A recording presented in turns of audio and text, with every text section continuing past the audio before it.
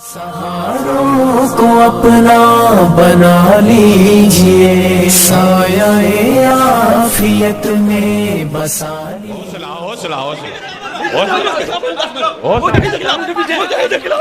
کہتے ہیں کہ سارا قصور عوام کا ہے، تو ہم یہ کہنا چاہتے ہیں کہ سارا قصور تو عوام کا نہیں ہے، تم نے ان کے ایسے ذہن بنائے ہیں، تو ان کا ذہن ایسا بنا ہے نا، تو آپ وہ پسند اسی چیز کو کرتے ہیں کہ ہمیں کوئی کہانیاں سنانے والا ہو۔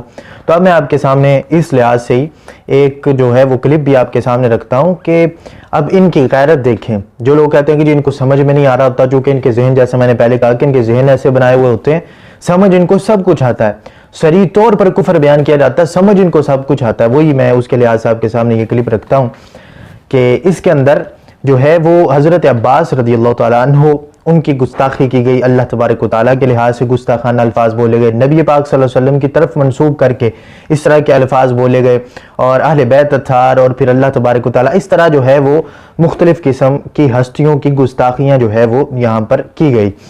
تو لیکن کیا ہوا کہ عوام بیٹھ کے سن رہی ہے اور داد دے رہے ہیں اور اس طرح کا معاملہ ہو رہا ہے، لیکن جیسے ہی اس نے ایران کے مجتہد کی جو ہے اس کے بارے میں کچھ جو ہے وہ برے لفظ بولے، تو وہاں پر عوام اٹھائے اور اٹھ کر اس کو مارنا شروع کر دیا۔ تو میں بالترتیب آپ کے سامنے رکھتا ہوں کہ کس طرح حضرت عباس رضی اللہ تعالیٰ عنہ ان کے بارے میں کہتا ہے کہ معاذ اللہ عباس وہ برقع ہے جسے پہن کر معاذ اللہ ثم معاذ اللہ نقل کفر نباشد علی رضی اللہ تعالیٰ عنہ کی بیٹی دشمنوں کے سامنے نکلتی ہے، معاذ اللہ، یہ وہ لفظ بولتا ہے۔ آپ بھی ذرا سماعت فرمائیں۔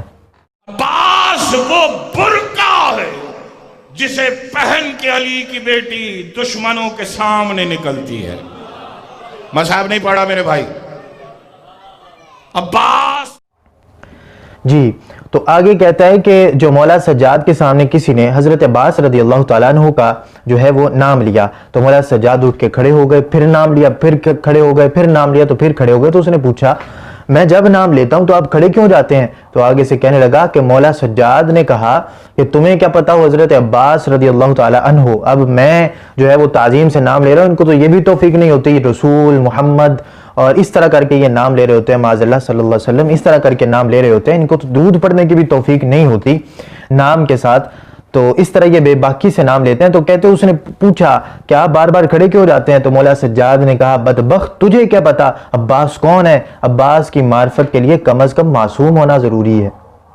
مولا سجاد کے سامنے کسی شخص نے نام لیا عباس، مولا سجاد کھڑے ہو گئے، پھر نام لیا عباس، کھڑے ہو گئے، پھر نام لیا عباس، پھر کھڑے ہو گئے۔ اسے کہا مولا میں نام لے رہا ہوں، آپ بار بار کھڑے کیوں ہو رہے ہیں؟ مولا سجاد فرمایا بدبخت تجھے کیا پتا کہ عباس کیا ہے؟ عباس کی معرفت کے لیے کم سے کم معصوم ہونا ضروری ہے۔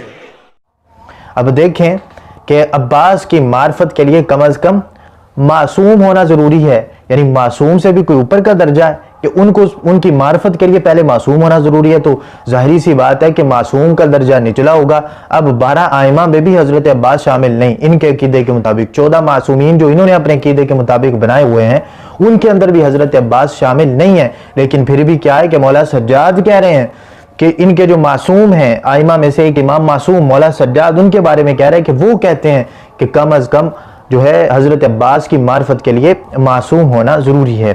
پھر آگے کہتا ہے کہ رسول اللہ صلی اللہ علیہ وسلم نے حضرت علی رضی اللہ تعالیٰ عنہ سے کہا اللہ کیا ہے تیرے اور میرے سوا کوئی نہیں جانتا، تو کہتا ہے کہ یعنی اللہ کی معرفت کے لیے بھی معصوم ہونا ضروری ہے، کیونکہ مولا علی بھی معصوم ہے اور حضرت نبی پاک صلی اللہ تعالیٰ علیہ وسلم بھی معصوم ہے۔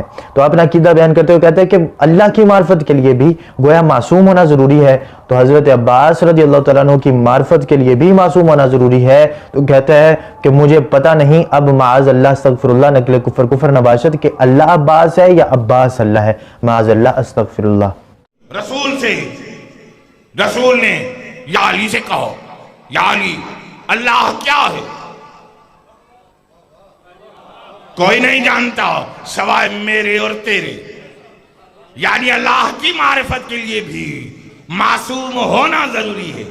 رسول بھی معصوم، علی بھی معصوم، اللہ کی معرفت کے لیے معصوم ہونا ضروری ہے، اور عباس کی معرفت کے لیے بھی معصوم ہونا ضروری ہے۔ اب مجھے یہ تو نہیں پتا کہ اللہ خود عباس ہے یا پھر عباس ہی وہ اللہ دیکھیں سامنے بیٹھے ہوئے لوگ بالکل مدہوش ہو کے بیٹھے ہوئے ہیں. اب یہاں تک اس نے گستاخیاں بیان کر دی. آگے انشاءاللہ اللہ کے فضل و توفیق سے آ رہا ہے کہ جہاں پر مجتہد کے بارے میں وہ برے لفظ بولے گا تو لوگ اٹھ کے کھڑے ہو جائیں گے، جبکہ ان الفاظ پر اس کو جوتیاں مارنی چاہیے تھی.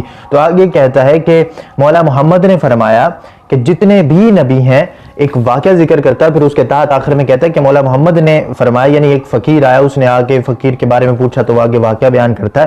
پھر کہتا ہے کہ مولا محمد نے فرمایا معاذ اللہ جتنے بھی نبی ہیں وہ سب کے سب حضرت عباس رضی اللہ تعالی عنہ کے فقیر ہیں. استغفر اللہ ثم استغفر اللہ استغفر اللہ. نقل کفر نباشد.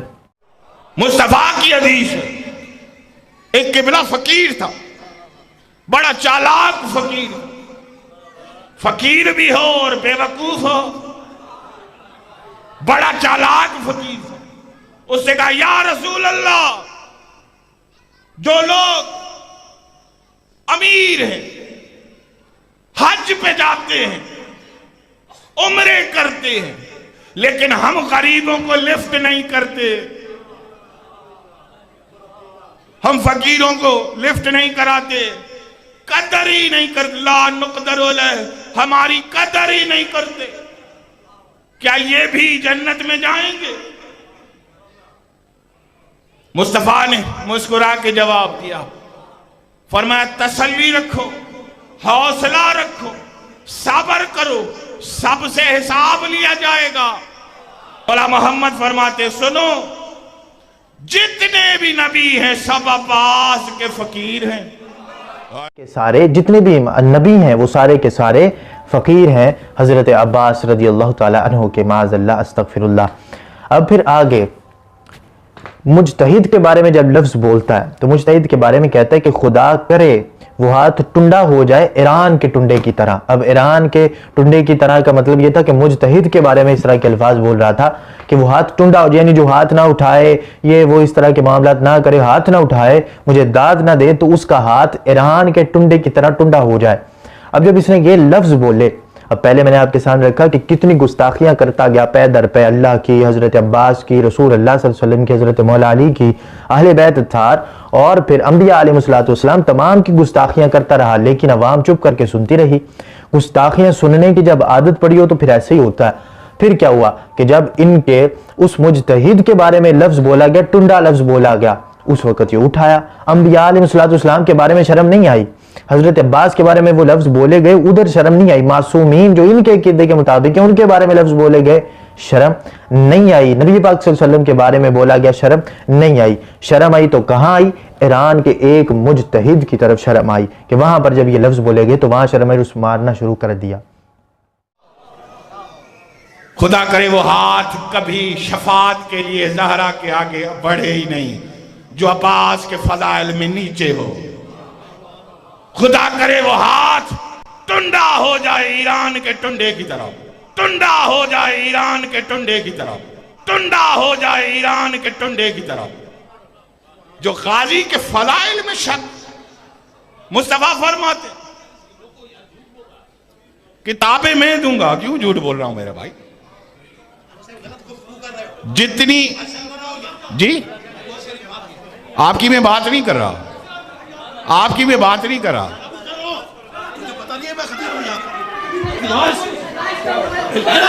حوصلہ حوصلہ حوصلہ